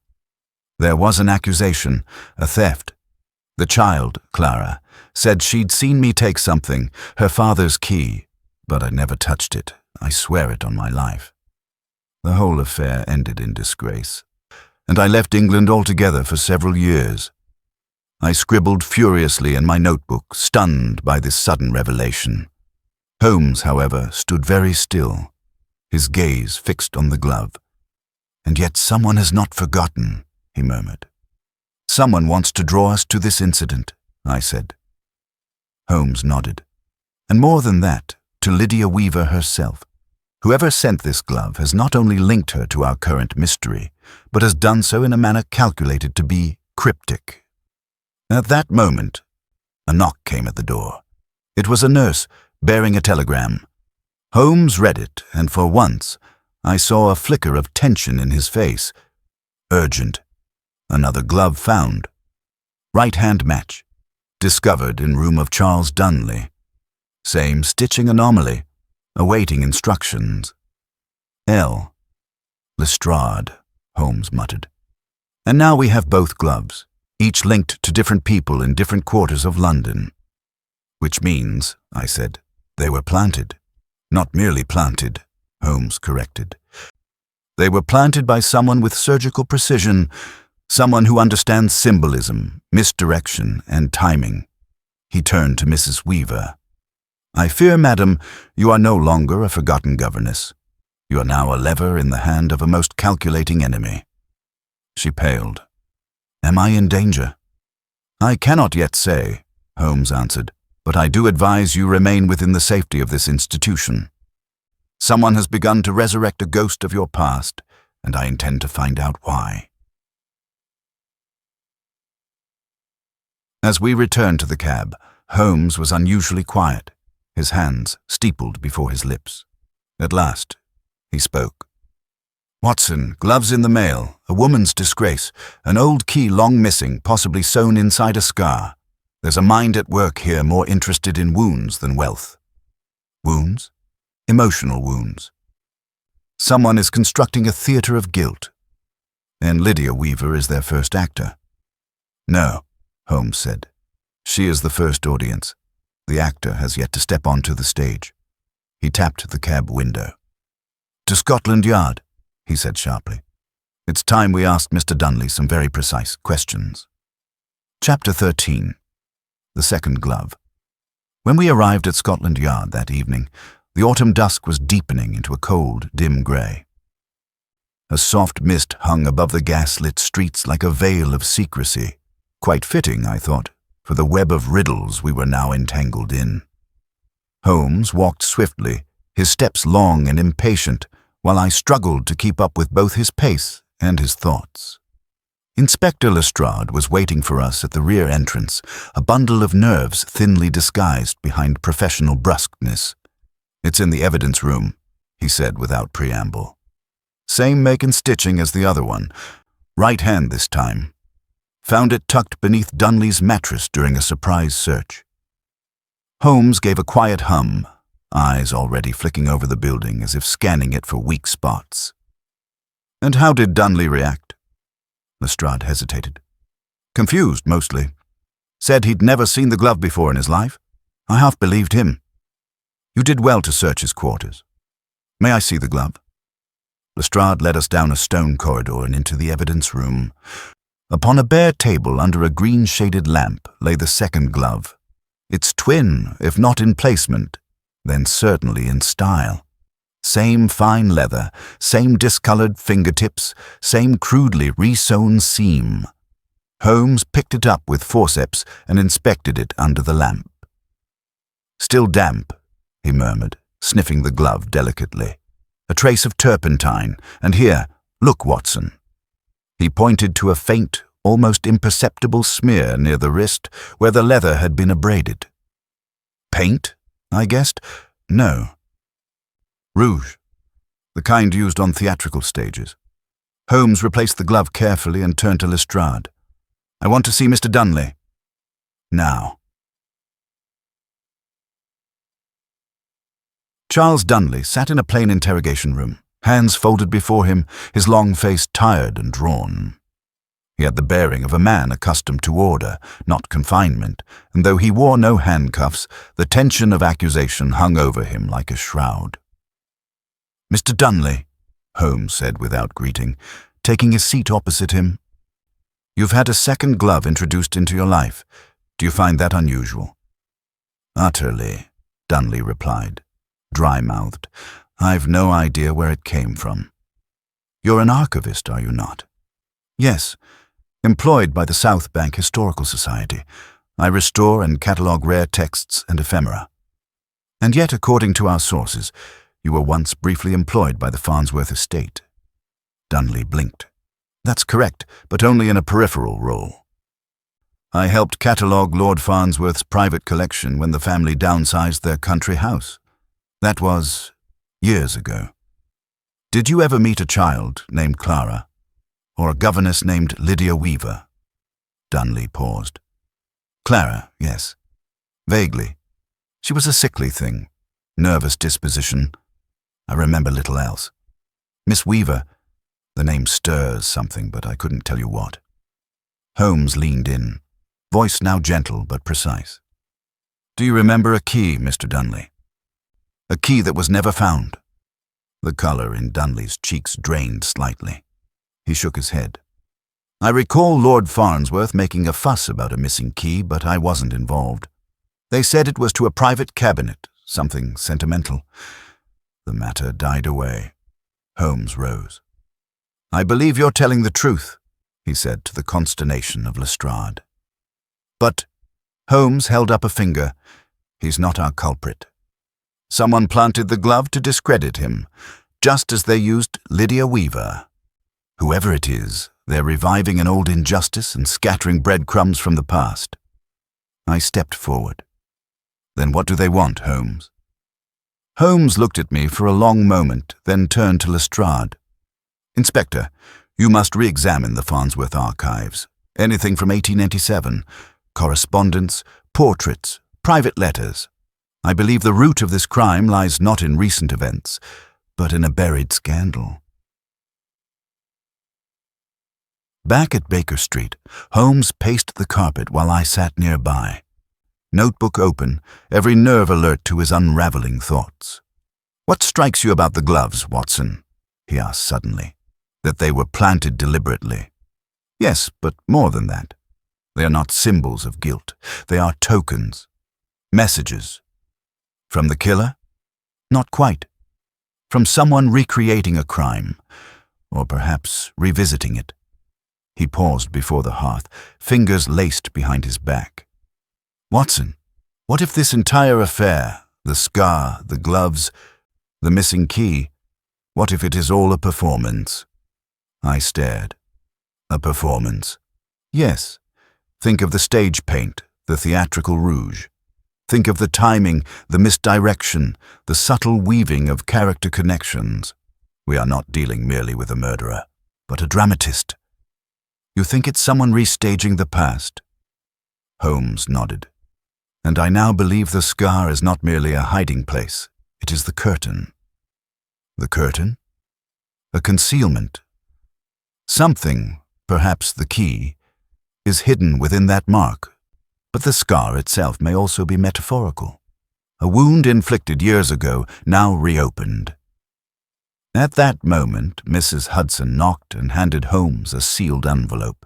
He slit it open and read its contents with a growing frown. It's from the Greystone Almshouse, he said. Lydia Weaver has vanished. I sprang to my feet. Vanished? Gone?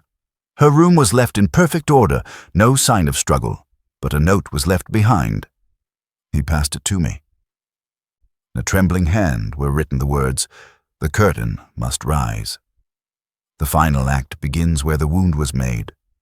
Holmes's expression turned cold and deliberate. It's a summons, he said, to Farnsworth Hall. Chapter 14. A Shadow at Farnsworth Hall.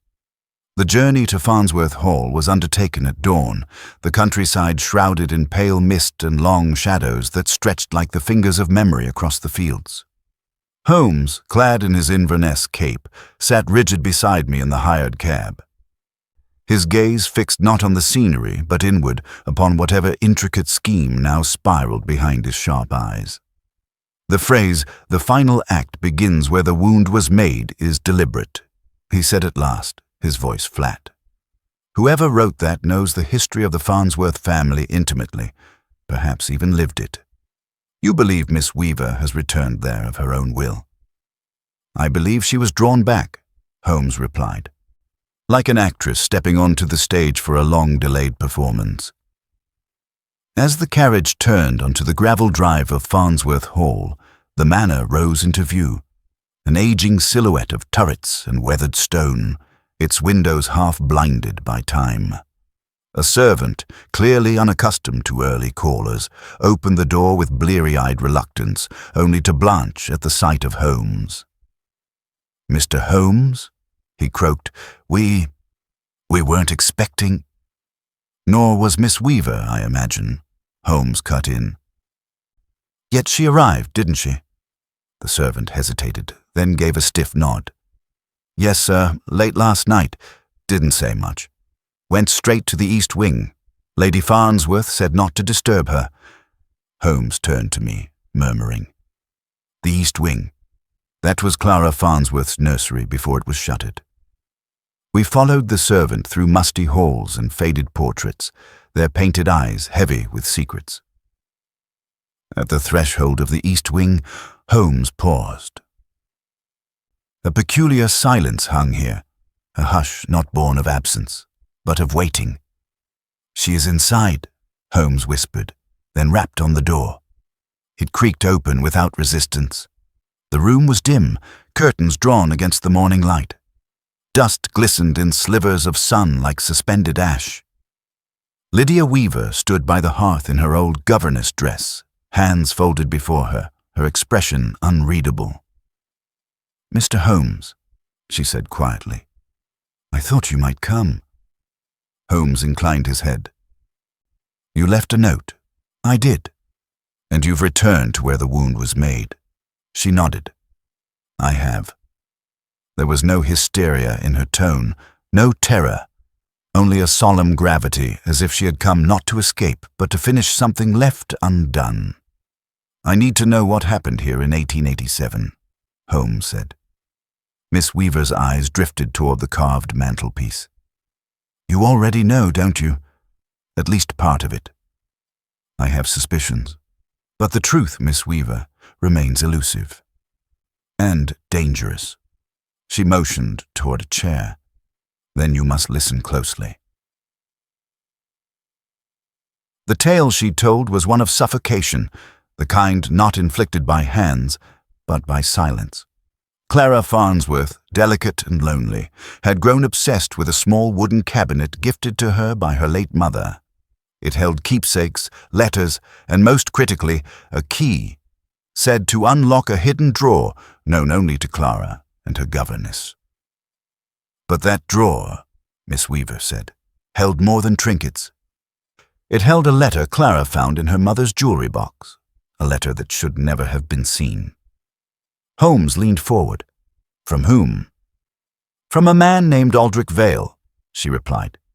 "He was once engaged to Lady Farnsworth before Clara's birth, disowned for reasons I never fully knew. The letter spoke of a child, his child, born in secret before her marriage to Lord Farnsworth."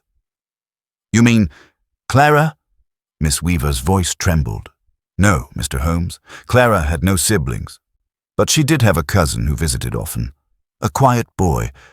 Arthur." Holmes froze. "Arthur Vale?" Miss Weaver nodded. "Sent away to an orphanage when he was 10. Lady Farnsworth paid a monthly sum to ensure his silence. I believe the scar he bore on his chest was inflicted to keep him from remembering too much." A silence fell over the room, broken only by the ticking of a neglected clock. Watson spoke at last. "So the scar wasn't a mark of violence. It was a seal. A concealment." "And the gloves?" I added. "A message," Holmes murmured. "One for Lady Farnsworth. Someone wants the truth unearthed." Miss Weaver turned toward the fire. "And they've made me their messenger. I kept the gloves safe all these years. I thought they'd burned in the nursery fire." Holmes's face changed. "There was a fire?" "Yes," she whispered. "Clara started it. Accidentally, I think.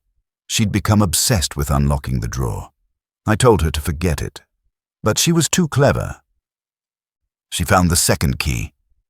Holmes's voice dropped to a hush. "And what became of it?" Miss Weaver's fingers tightened around the chair. It was small, bronze, with a porcelain handle.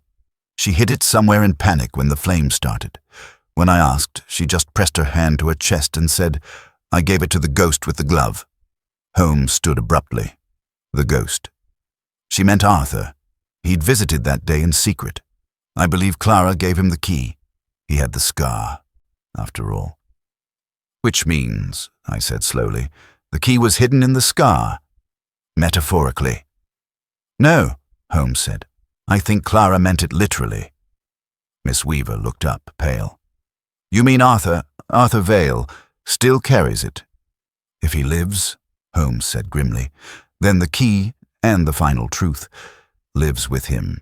He turned toward the door. "We must locate Arthur Vale. At once." Miss Weaver stopped him with a sudden, trembling voice. Holmes, if you find him, if you open that drawer, please promise me you won't judge what you find too quickly. Some wounds fester in silence. Others were stitched shut for a reason. Holmes paused at the threshold, then gave the faintest nod. I judge only the truth, Miss Weaver. Nothing more. And with that, we stepped once more into the halls of shadows and memory, racing toward the final secret sealed beneath a child's scar. Chapter 15. The Final Gathering. It was not yet 10 o'clock when Holmes and I returned to Baker Street, the lamps of the city still flickering in their orange haze. But already the wheels of fate had been set in motion. Within an hour, Inspector Lestrade arrived at Holmes's summons, drawn by the urgency in Holmes's brief note. A gathering at 221B. Bring your files on the orphan known as Arthur Vale. All must be present. Tonight. The sitting room was soon transformed into something resembling a courtroom, or perhaps a stage set for the last act of a long and intricate drama. Chairs were arranged deliberately, the table cleared but for a decanter of brandy and a single leather-bound ledger resting beside Holmes's violin. The fire crackled low, and the shadows danced up the walls as if anticipating revelations long buried. Miss Lydia Weaver was the first to arrive, still pale from the night before, her hands gloved despite the warmth.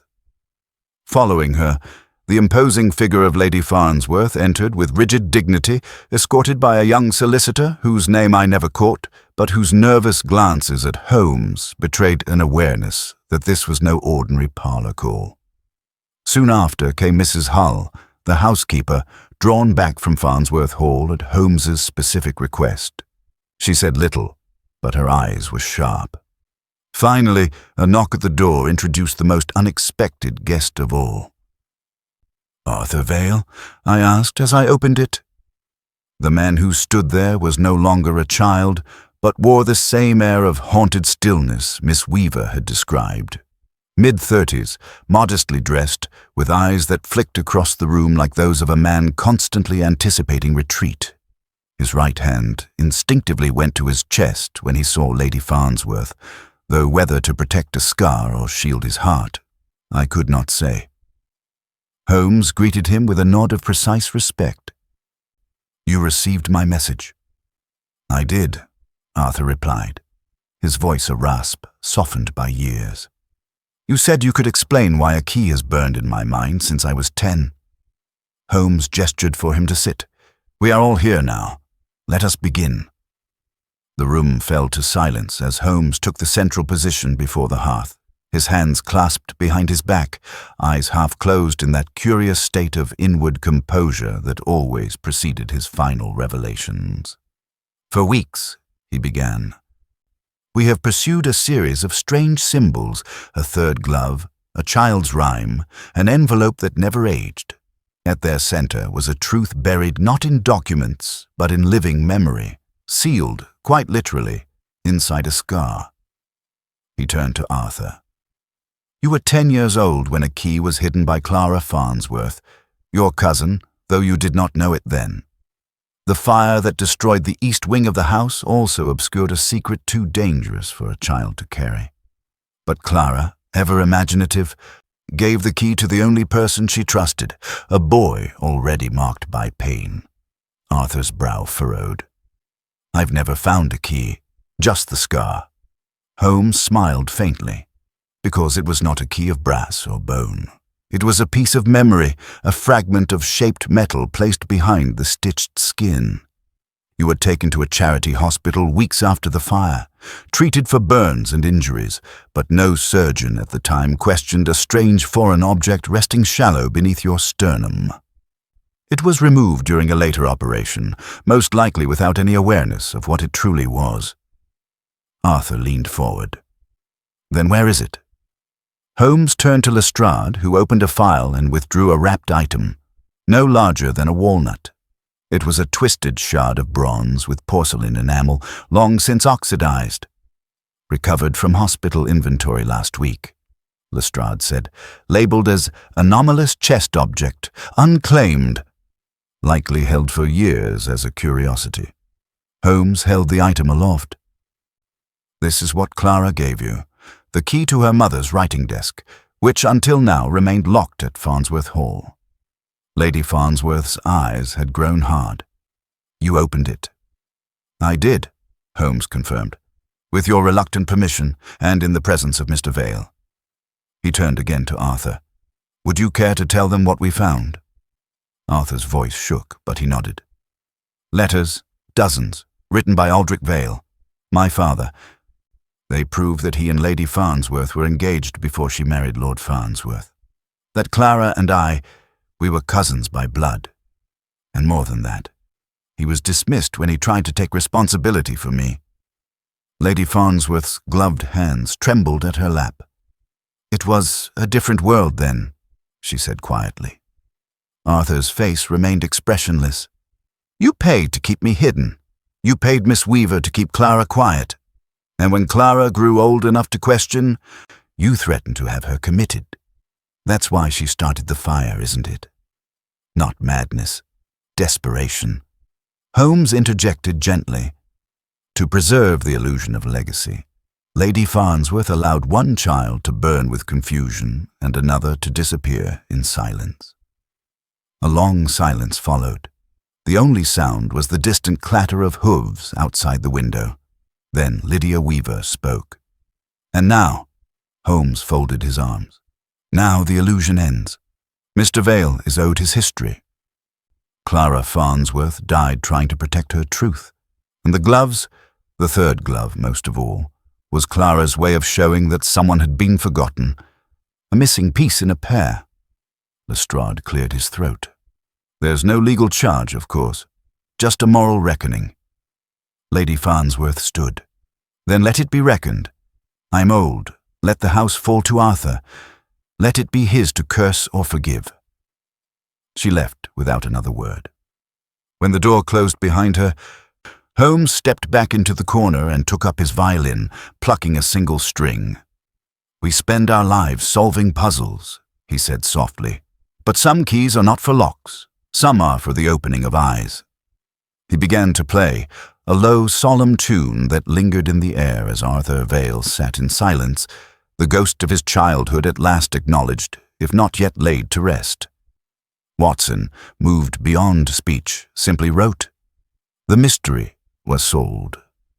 The wound, perhaps, would take longer. Chapter 16.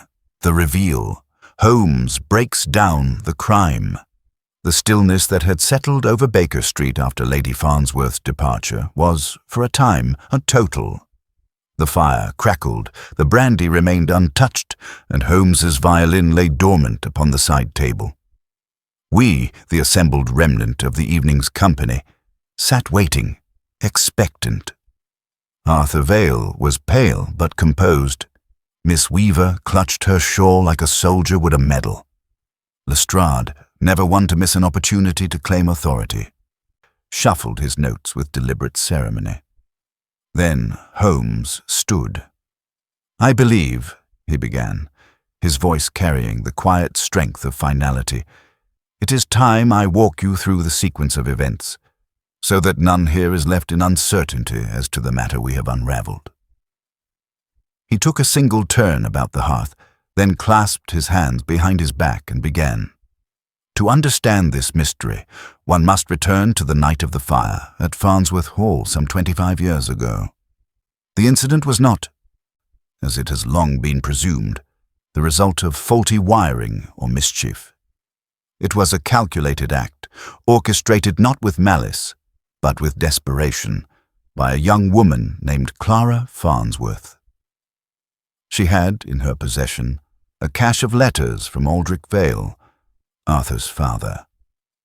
These letters proved two things. First, that Lady Farnsworth had once been secretly engaged to Aldrich before her marriage to Lord Farnsworth, and second, that Arthur was the product of that union. Holmes turned his gaze to Arthur. "You were hidden in plain sight, Mr. Vale. Raised in charity homes, passed between institutions, your existence quietly suppressed by a family that feared the scandal of illegitimacy more than the erosion of their conscience." Arthur did not speak, but he did not look away. Holmes continued. Clara could no longer bear the deceit. She intended to expose the truth by unlocking her mother's desk, which contained the final documentation of these events, a signed agreement written by Lady Farnsworth herself, consenting to the payment that saw Mr. Vale removed from her life. Here, Holmes gestured to the strange bronze fragment that lay atop the mantel. But she could not do so openly. The key to that desk, Clara feared, would be taken or destroyed. So she did something no one would suspect.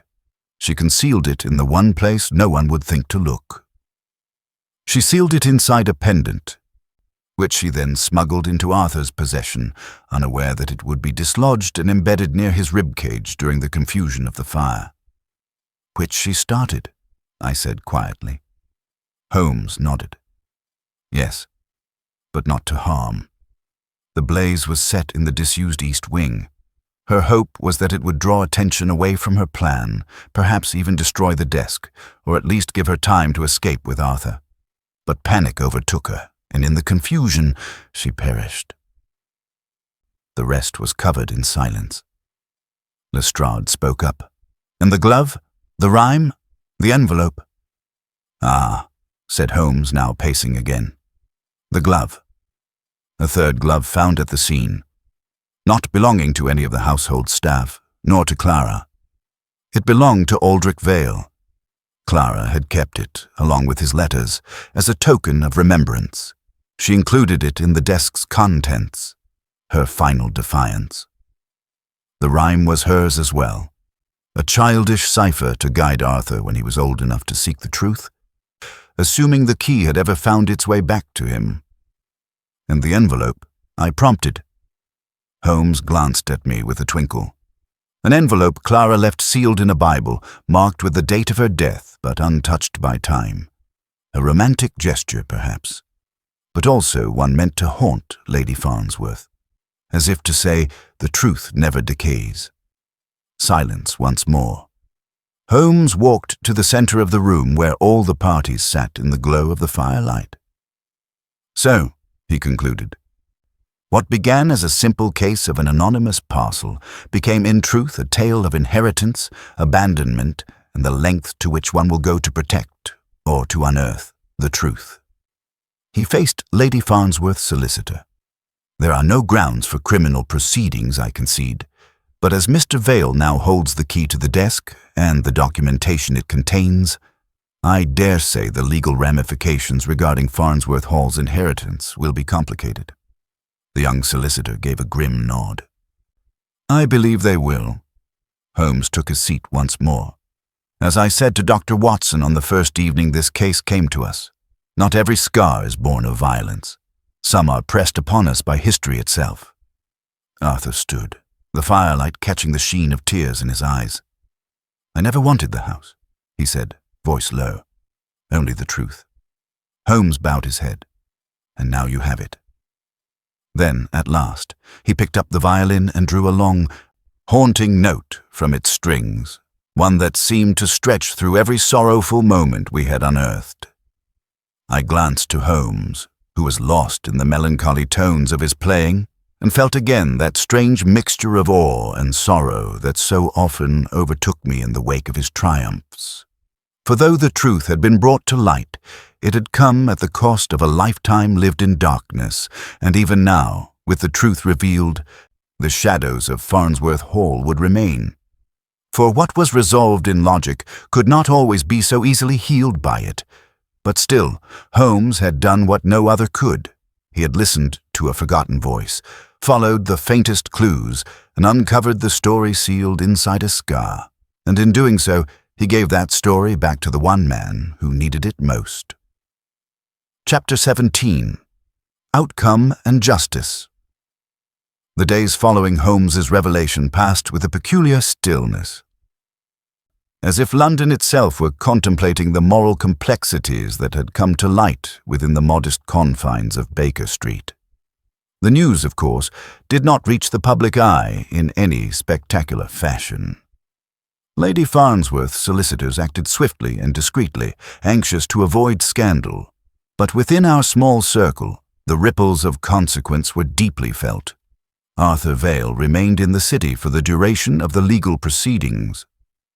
Holmes had facilitated introductions to a barrister of excellent reputation, a Miss Agnes Templeton, who, with calm precision, began the arduous task of establishing Mr. Vale's rightful claim to the Farnsworth legacy.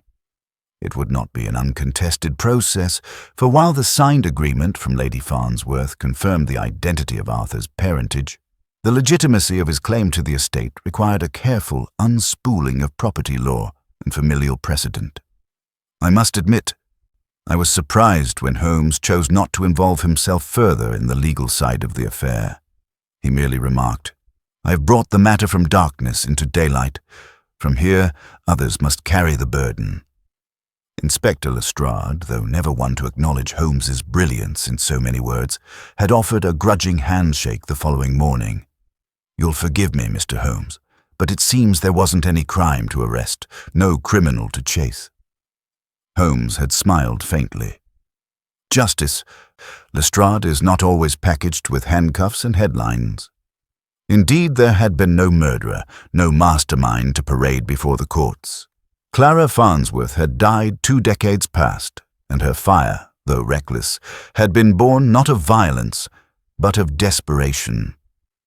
Lady Farnsworth, for her part, had sealed her complicity with silence long before the case ever came to us. Still, consequences did arrive. 2 weeks after the final gathering at Baker Street, Holmes and I received a letter, thick with official ribbons and sealed with the crest of Farnsworth Hall. It was penned by Arthur himself. He thanked Holmes profusely for unearthing the truth and stated, with a gravity I found admirable, that he had no intention of displacing any current residents or staff from the estate. Rather than take immediate possession, he intended to lease the hall to an educational trust and fund a scholarship foundation in Clara Farnsworth's name. "I wish not to inherit walls, but to preserve what she tried to give me," he wrote. "A name, a truth, and perhaps a purpose." Holmes read the letter in silence, then passed it to me. When I finished, he merely nodded and reached for his pipe. Later that day, while the fog curled thick outside our window panes and the air smelled faintly of coal smoke and December frost, I ventured a question that had been lingering in my mind. "Holmes," I said, "did you know from the beginning about the pendant, about the scar?" He exhaled a thoughtful ribbon of smoke. "No, not from the beginning, but the symmetry of the events drew me in. A rhyme, a scar, an envelope untouched by time. It was all too poetic to be coincidence. And then, when I saw the faint line below Arthur's ribs and recalled the dislodged brass fragment, it was merely a matter of fitting the puzzle pieces together." "But how could Clara have planned such a thing?" I asked. "To hide the key inside a pendant that would one day embed itself into her son's body. Surely that's beyond even the wildest foresight." "Indeed," Holmes murmured. "It wasn't forethought. It was desperation. And the key's final resting place was the product of accident, not design. But the poetic irony of it gave us our guiding thread." He paused, then added, "Desperation often leaves the most eloquent clues." I reflected on that quietly. There was something haunting in the image, a mother placing her last hope into a trinket, unaware that it would lodge itself beneath her child's skin like a buried truth waiting to be reclaimed. "And what of Lady Farnsworth?" I asked at last. Holmes did not answer immediately. He stared into the fire as though weighing the value of judgment. "She lived long enough to confront the consequences of her concealment," he said, "and perhaps that is punishment enough. Grief and guilt are often crueler than any sentence passed down by law." We sat for a while longer in companionable quiet. Outside, the gas lamps flickered as the wind pressed against the window. A world moved on, unaware of the pain and truth traded in one solitary case, one that had left no blood on the carpet, no killer in the dock, but had nonetheless changed the life of a forgotten man. That evening, Holmes resumed his violin, this time not with his usual dissonant experiments, but with a soft, melodic tune. It was a lullaby, slow and aching, as though played for someone long lost to time. I sat and listened, the melody pulling images of Clara Farnsworth from my memory, her faded portrait, her final note, and the scar that held the key. Holmes played until the fire was low, and the city beyond the fog seemed like a distant dream. Only then did he set the instrument down and speak. There is no genius in uncovering facts, Watson, only in understanding why they were buried. And with that, he retired to his room, leaving me to write, faithfully as ever, another testament to his peculiar brilliance. For in this case, the mystery had not been one of violence, but of silence, and Holmes, ever the master of uncovering what others overlooked, had reminded us all that some truths, however painful, must be brought into the light. Chapter 18. Holmes' Final Reflection. It was 3 days after the final unraveling at Baker Street that I found Holmes uncharacteristically still, his fingers steepled beneath his chin, eyes closed as if in meditation. The December light filtered through our windows, dim and cold, casting pale shadows on the walls. The case of the key hidden inside a scar had, in many ways, left no formal criminal to answer for, but its emotional weight lingered like a storm cloud over the flat. "I take it," I said, breaking the quiet with a gentle cough, "that you've no further errands with Farnsworth Hall?" Holmes opened his eyes slowly, gazing through me more than at me. "The house will sort itself out, Watson. The law is the final act, and I have always preferred the overture to the finale. But surely there's satisfaction in the resolution. The truth, as painful as it may be, has at least seen the light." "Ah, yes," Holmes murmured. "The truth, a delicate substance, often mistaken for comfort. Tell me, do you suppose the boy, Arthur Vale, finds solace in knowing what his mother endured?" "I believe so," I said. "She died trying to protect him, and her sacrifice has now been acknowledged. He is her legacy." Holmes stood and crossed to the hearth, where he poked the dying fire back to life. And yet, the truth lay under his skin for over 20 years.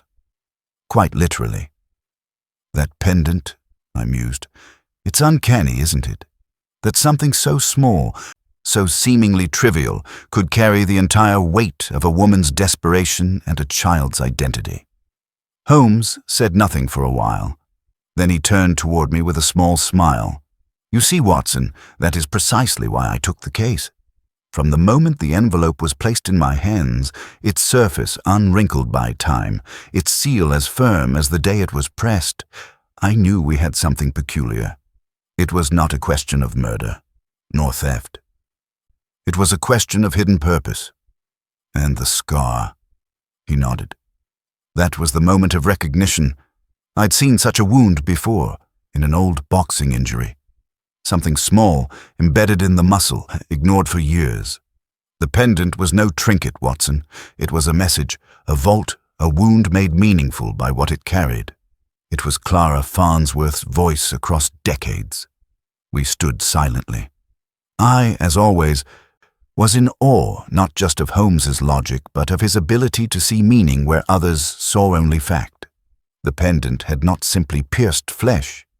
It had anchored a mystery that waited patiently beneath the surface of time until someone brilliant enough could feel its shape in the dark.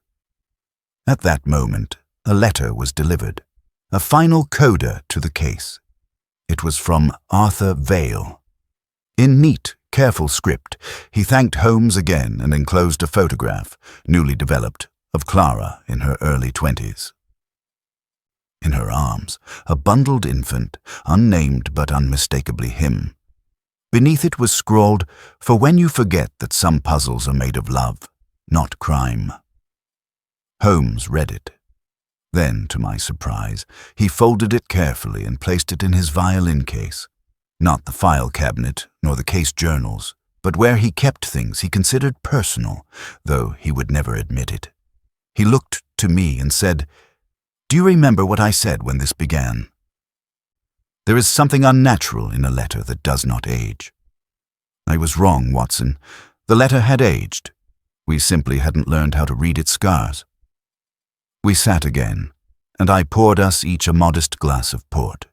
The fire crackled softly. Outside, the fog held London in its ghostly grip. "Holmes," I said after a long pause, "do you ever wonder if the cases that leave no bodies are the ones that mark us most?" Holmes tilted his glass, watching the light refract through the crimson liquid. "I wonder," he replied, "if they are the only ones that matter." And then, as though the conversation had concluded itself, Holmes returned to his violin. The tune he chose this time was one I hadn't heard in years, slow, melancholic, and searching, like a question half answered. As the melody filled the room, I picked up my pen and began to write the final lines of my account, knowing they would never be published, but must be recorded nonetheless. For Holmes's brilliance must always be remembered even when no one is watching. The case of the key hidden inside a scar had come to an end, but its echo, like the scar itself, would remain forever beneath the skin.